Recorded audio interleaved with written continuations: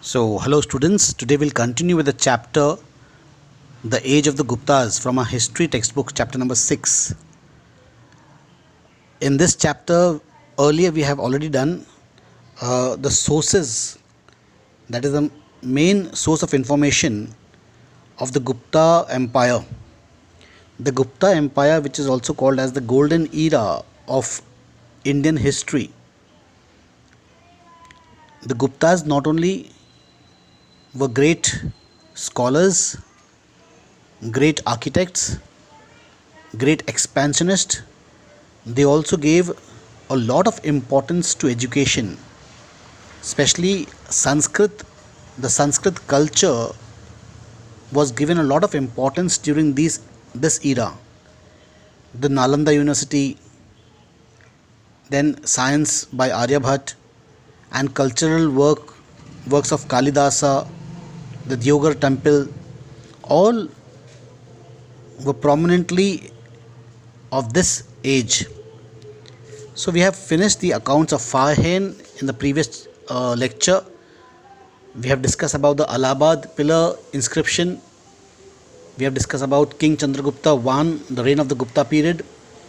We have discussed about Samudragupta, Chandragupta II, Vikramaditya. We have also discussed about the Gupta administration, the monarchy system, the council of ministers, the provincial and local administration, the village administration and town administration. Today we are going to discuss about the feudal nature of polity. The system of administration underwent changes under the Guptas. Now, feudal nature of polity, feudal lords.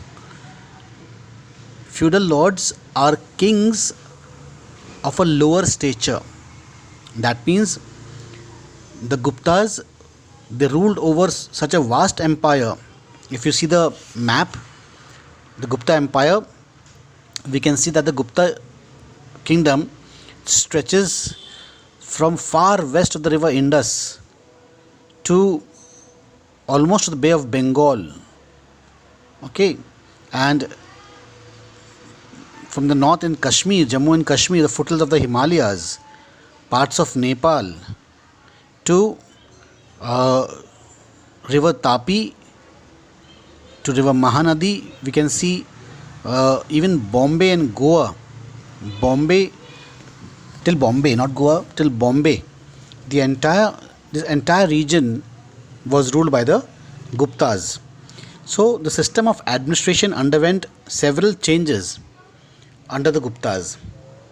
Whatever the type of administration before the Gupta era, before the Gupta period, the Guptas, they brought some modification in their way of administration. The Mauryan state is credited with comprehensive competence based on centralized control. During the Mauryan era, the kingdom was controlled by a central power, by the king, which may have been true of its rule in the core area of the middle Ganga plains. But the Gupta period shows the process of devolution of the state authority.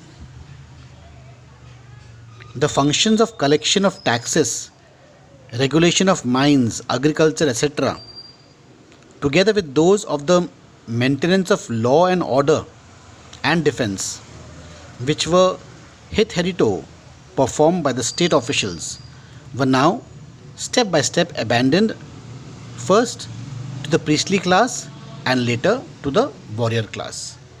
So, during the Mauryan Empire time, everything was controlled by the central authorities, by the central powers. But in the Gupta era, we see that these powers of administration were slowly given away to lower officials, especially the administration of the villages, the panchayats, the small kingdoms, small areas. They were given, the provinces were given. First, it was given to the priests. Therefore, we see a lot of temples being built in the Gupta era. So, the priest was the one who was to collect the revenue and go and hand it over to the king. Then from the priestly class, it went on to the warrior classes. Maybe a Sardar, maybe a military commander of the Gupta. He was given charge of collecting revenue and giving it to the king. So we see the decentralization of power during the Gupta era. Now, in the beginning of the chapter, I told you that the Gupta era was called as the golden age of the Indian culture. Why was the Gupta era called the golden age of the Indian culture? The Gupta period is described as the golden age of the Indian culture because of the high level of civilization and culture of this period. Along with the revival of Hinduism, the power of creativity was unleashed in the fields of education, literature, arts, architecture, science, at the same time extending the influence beyond India's frontiers. Okay, so the Gupta era is called the golden era of the Indian culture because here culture was given a lot of importance by the Guptas. The Guptas were firm Hindu devotees. They wanted to spread the culture far and wide. They became patrons to the art and traditional customs of the Hindu culture. Art and architecture, literature, the Sanskrit language, and they wanted to take this influence beyond the frontiers of India. Regarding education, during the Gupta age, education was given utmost importance. This is evident from the intellectual output in various fields like literature, science, mathematics, astronomy, astrology, and medicine. So, the Gupta time, we have learned about the Nalanda University. I had just mentioned about the Nalanda University. The Nalanda University was such a great university that foreigners sought admission in the university. They had to go through a layer of interviews before they were given seats in the Nalanda University. That importance was given to education during the Gupta era. There were many centers of learning in cities like Patliputra, Vallabhi, Ujjain, Ayodhya, and Nasik. According to the inscriptions, the teachers were learned Brahmins who were known as Acharyas and Upadhyayas. And sometimes they were also given the titles of Bhatt. These teachers were supported by the grant of villages. Grants were collected from the villages and it was given to the teachers. It was called as the Agraharas. The grants collected for the teachers from the villages was called as the Agraharas, given by the Gupta rulers, and charities given by generous public. The disciples, called Shishyas, had to learn 14 sections of science. Chaturdasa Vidya. Chatur means 4 and das, 10. So 14 sections of the Vidyas. So they had to learn 14 sections of science known as Chaturdasa Vidya, comprising of the 4 Vedas and the 6 Vedangas, the Puranas, the Mimamsa, the Nyaya and Dharma. Beside Vyakaran, Ashtadhyayi of Panini, and the Satta Sahasri Samhita of the Mahabharata. In the Gupta period, the Jain and Buddhist system of education assumed a different dimension. Buddhist monasteries admitted students for 10 years. Learning began with the oral method. Later, they shifted to the reading or literary text. The monasteries had libraries. Important manuscripts were copied and stored. Students from other countries like China and Southeast Asia came to the Buddhist monasteries for education.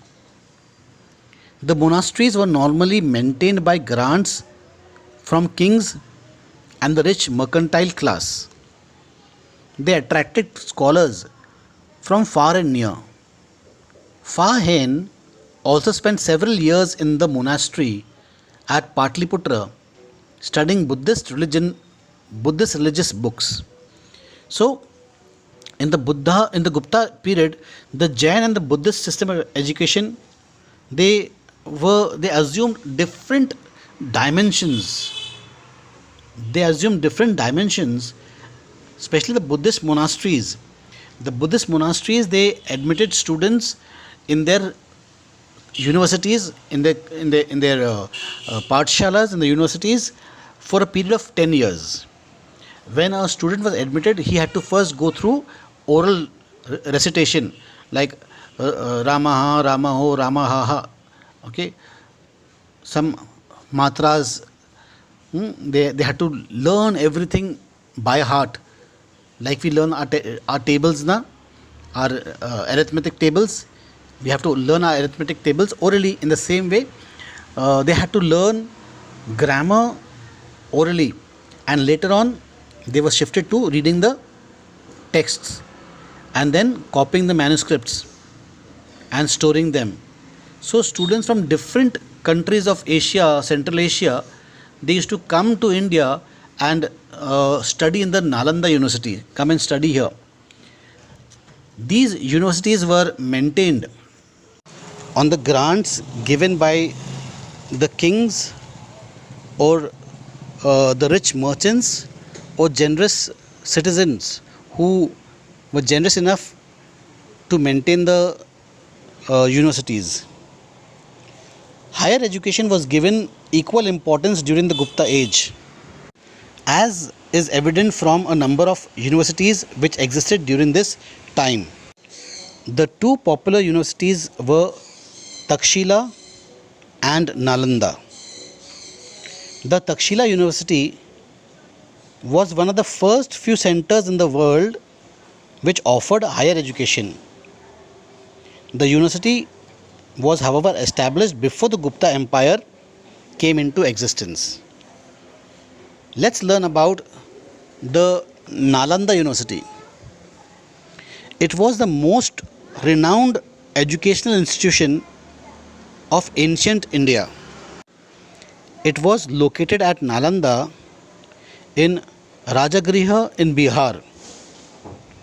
A lot of information about the Nalanda University is given in the inscriptions and in the accounts of Huan Sang, a Chinese Buddhist scholar who visited India during the rule of Harshavardhan. The University of Nalanda had imposing buildings. There were at least 8 colleges built by different patrons, including one by Balaputra Deva, king of Sumatra. According to Huan Sang, the whole university area was enclosed by a brick wall. The Nalanda University provided various facilities to the students for their studies. There were 3 great libraries called Ratnasagar, Ratnodhyayi and Ratna Ranjak. There were more than 10,000 students and teachers. They came from Korea, Mongolia, Japan, China, Tibet Ceylon, which is today we know as Sri Lanka, and various parts of India. So the Nalanda University was a very renowned university. Like Fahen, a Chinese traveler, another Chinese traveler has mentioned about this in his travelogue. He was a Buddhist scholar. His name was Huan Sang, Hiuen, Huan Sang, Tsang. He was a Chinese Buddhist scholar who visited India during the time of King Harshavardhan.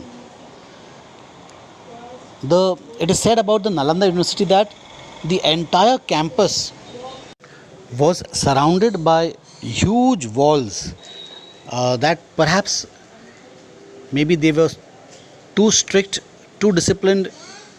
They had a proper check on the students. The students might not have been allowed to go out without their permission, and neither anybody could enter the university without the permission of the university authorities. It is said about the Nalanda University that the university provided various facilities to the students for their studies. There were three big libraries, each with a different name. One of the library was called as the Ratna Sagar. The second library was called as the Ratno Dhyadhi, Ratno Dhadhi, and the third was called as the Ratna Rajank. There were three libraries: Ratna Sagar, Ratno Adi, and Ratna Ranjak. So there were more than 10,000 students and teachers studying in this university. That means there were provisions made for the teachers and students to stay here for 10 years, to live here for during the stay of higher education. The students came from different parts of the world. They came from as far as from Korea, from Mongolia, from Japan, from China, Tibet, Sri Lanka, and various other parts of India. The subjects of study at Nalanda University were all the four Vedas. Then there was logic, there was grammar, there was medicines, Sankhya, Yoga, Nyaya, and the Buddhist works of the different schools of Buddhism.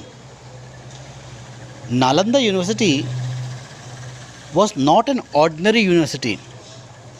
It was a postgraduate institution to which admission was very difficult.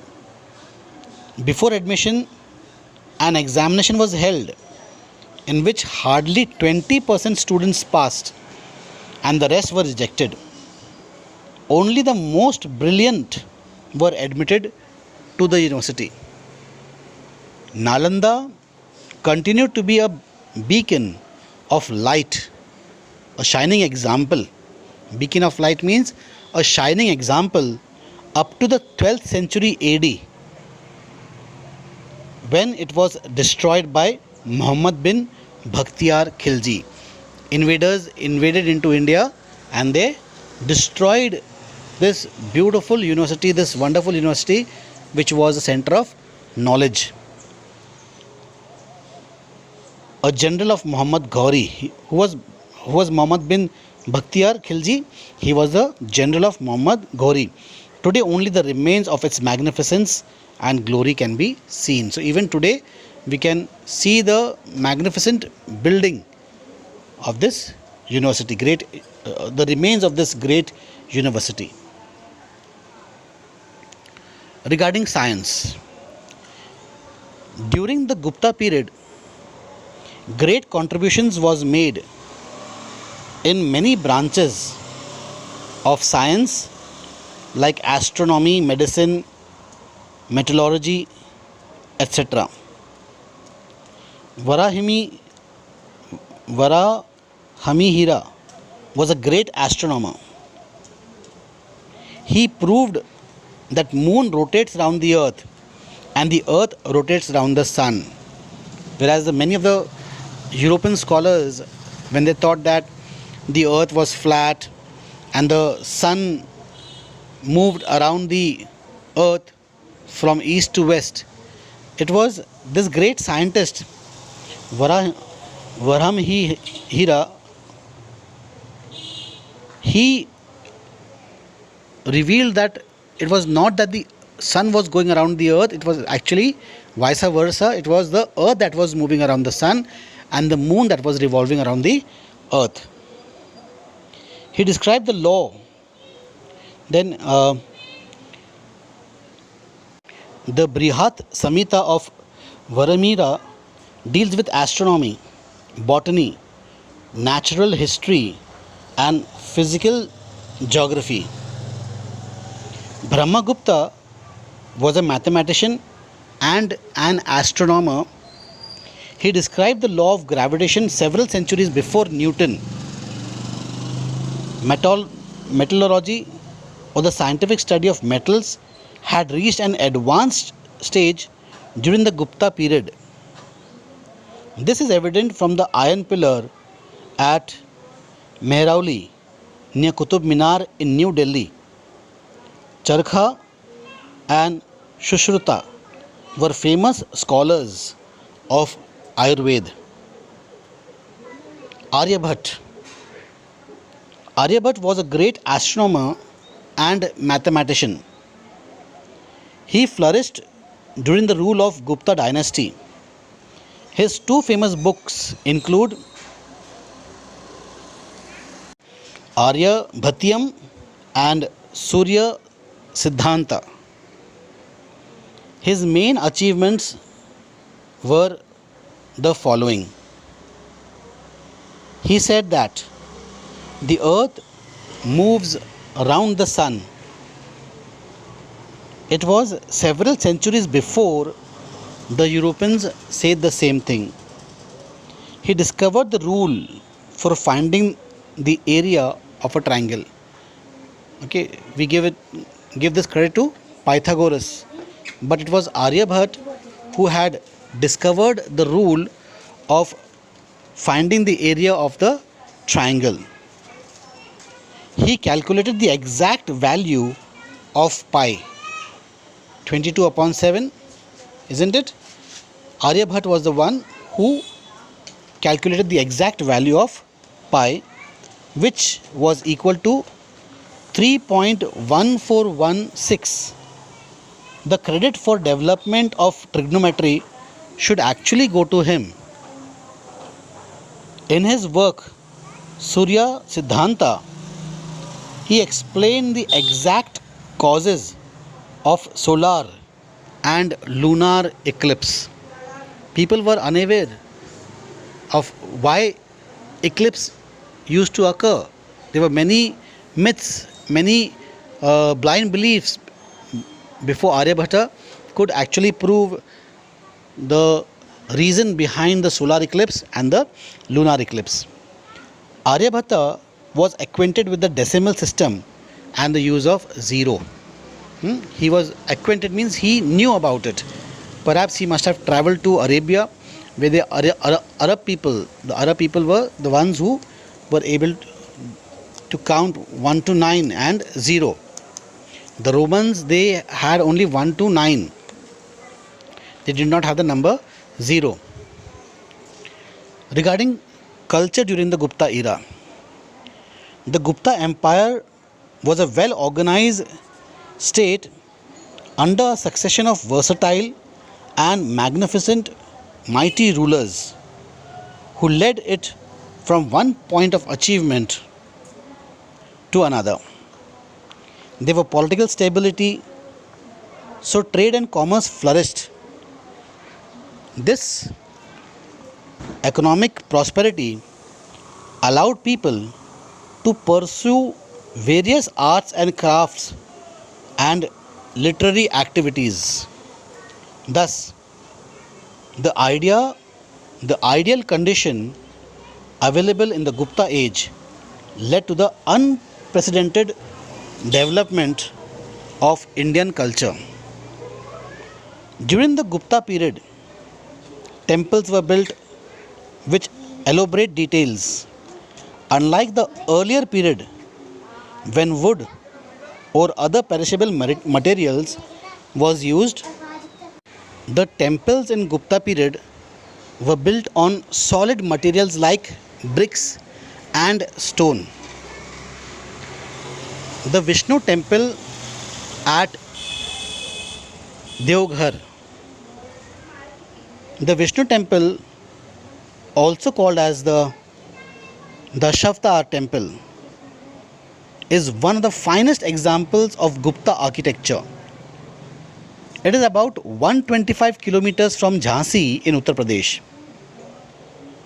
It is one of the earliest Hindu stone temples to survive till date. It was the first North Indian temple with shikhara or tower.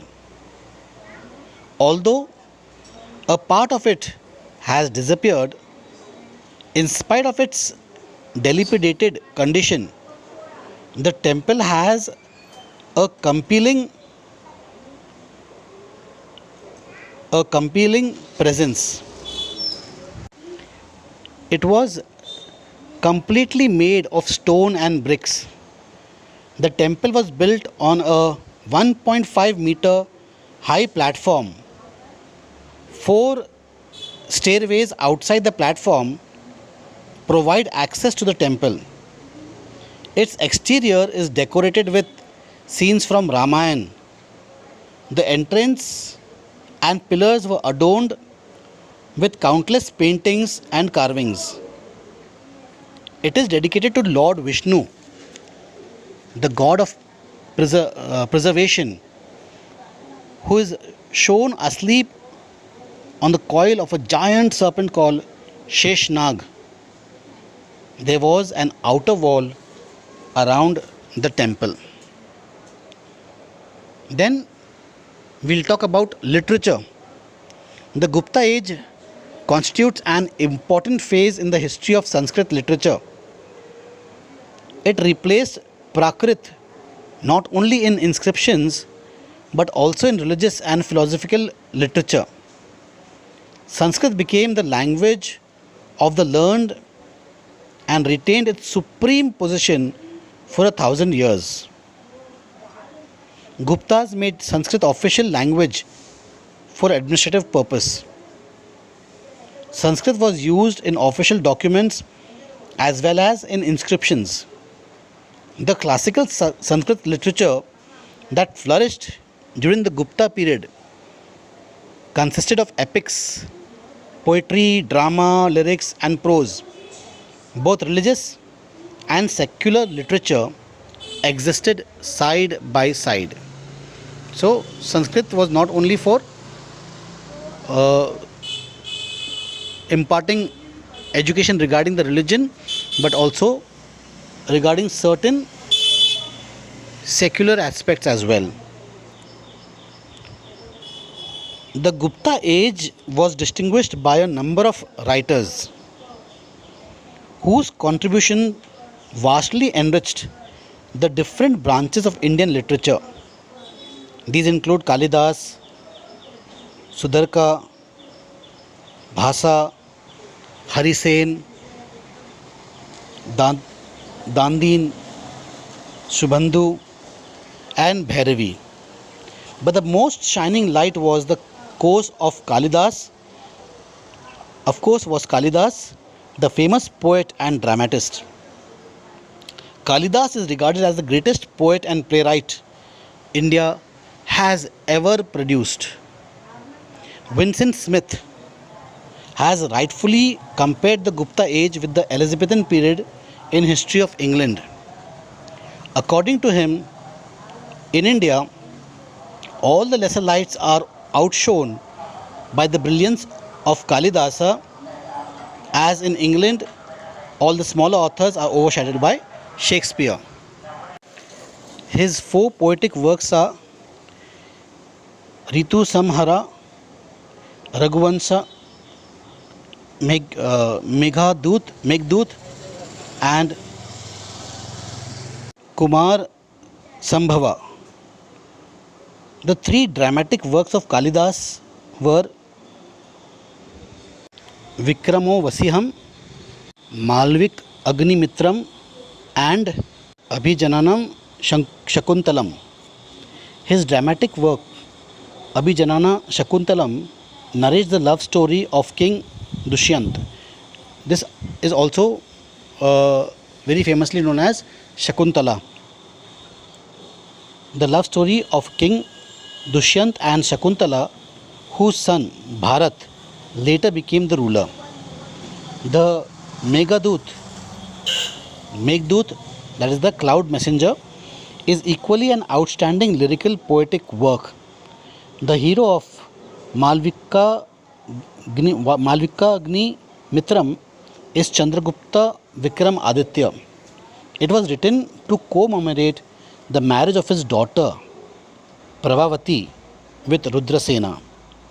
All the works of Kalidas, especially dramatic works, have been translated into many major languages of the world. Although the subject matter of Kalidas' work is love, nature and beauty, they nevertheless give reliable information about the government, society and religion of the Gupta period. Besides, they also contain traces of political history.